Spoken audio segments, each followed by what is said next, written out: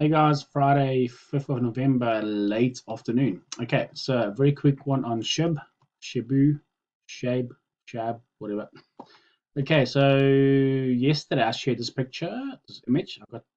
I'm looking at my A, my B, my C, A down there, and I've got a B as a triangle, and then working down for our C, which will hopefully finish 3 and then wave 4 down here.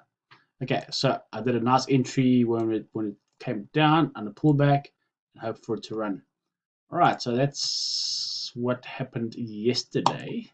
So since then, if you look at my chart, I've got, let me just make this bigger.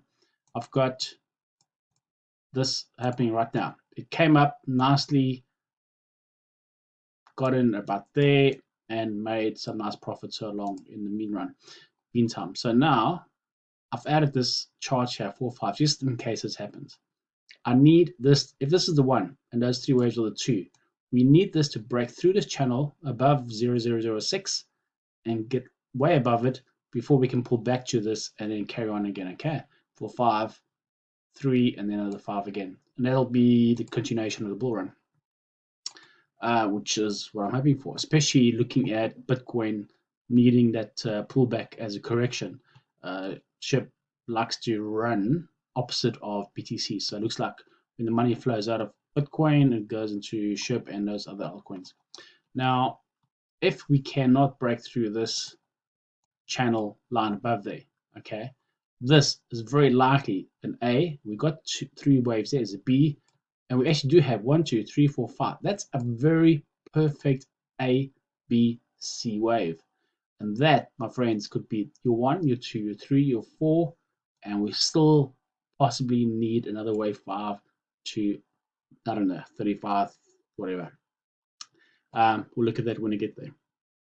So I'll need 1, 2, 3, 4, 5 small waves down to about here, and that'll be a very, very good entry to buy.